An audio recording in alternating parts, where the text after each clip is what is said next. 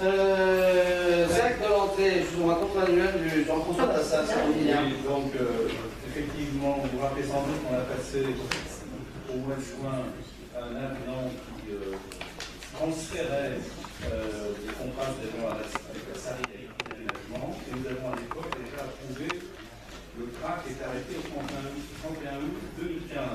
Donc là, il s'agit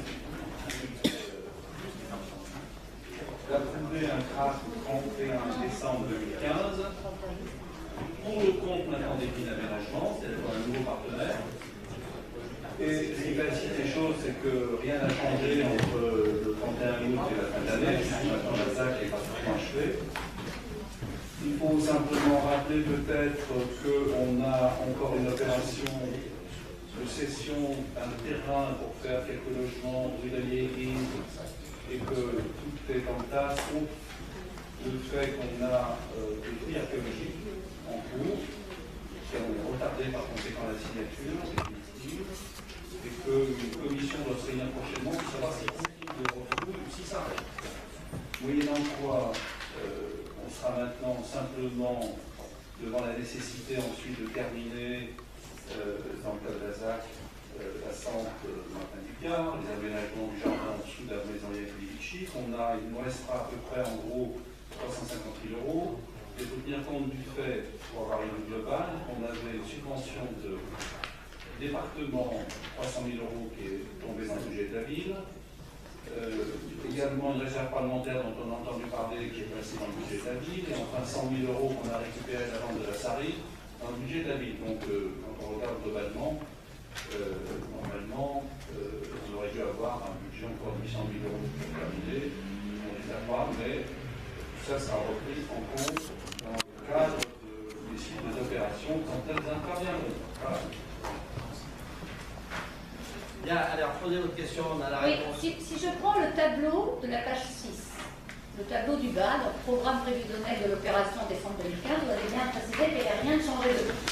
Si je prends le nombre de logements libres, le nombre de logements aidés, 316, 133, si je prends en dessous activité bureau, enseignement, logement illogé, j'en ai 53, je ne sais pas s'ils sont sociaux ou pas, parce que les îlots, je ne connais pas leur dénomination en termes de lettres. J'ai ensuite le terrain Lambert, résidence étudiante, il n'y a rien marqué, il y en a 162.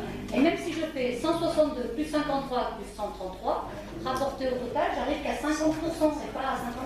C'est pour ça que je voulais savoir qu'est-ce qui me manquait dans mes calculs en termes de logements sociaux. Est-ce que les 53 sont des sociaux déjà? C'est très simple. Dans la ZAC, il y a ce qui est aménagé via la SARI et ce qui fait, qui est le résultat est l'opération d'un PAE. C'est-à-dire ce qui s'est construit sur la résidence étudiante et qui est un projet d'aménagement d'ensemble. Et donc, là, la résidence étudiante compte. Il y a 165 logements. Donc, c'est cela que vous devez ajouter.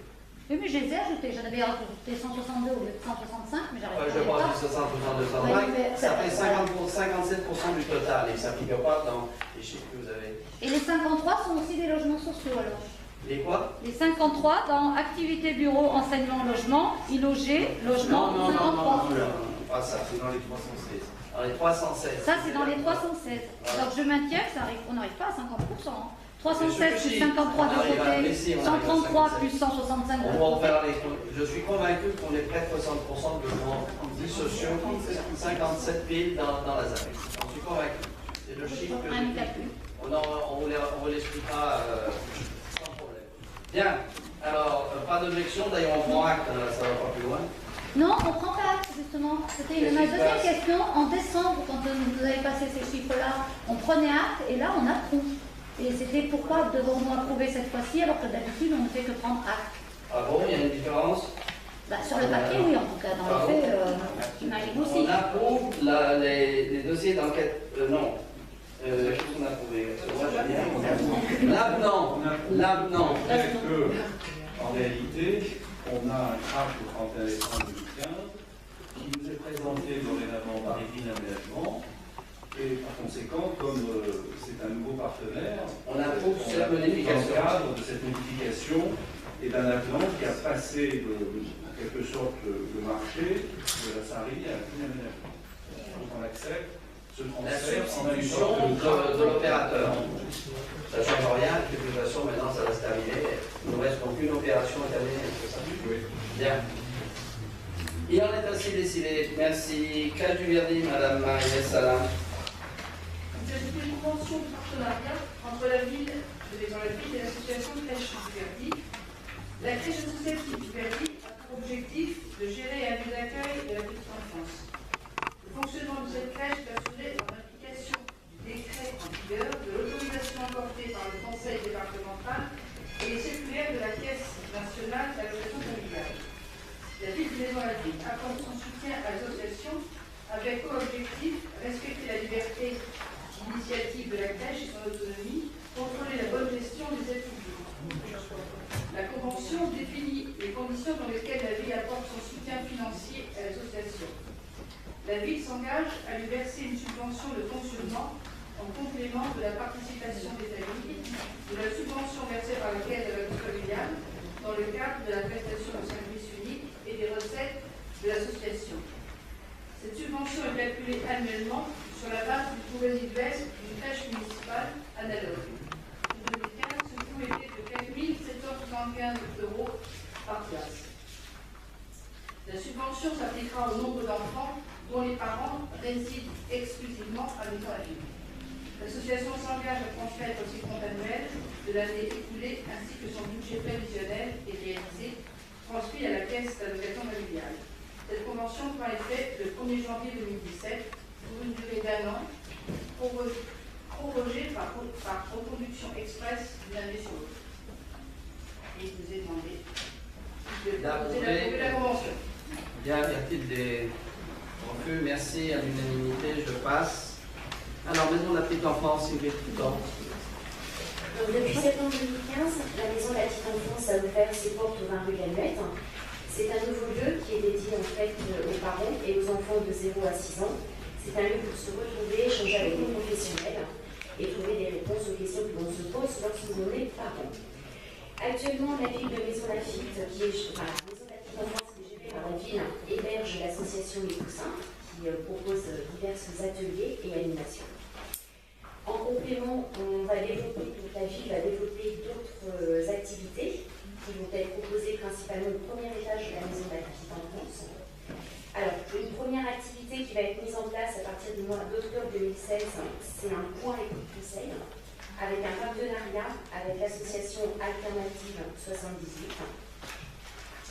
Ce sera donc du conseil conjugal et familial. La prestation sera rémunérée 50 € de l'heure à l'association.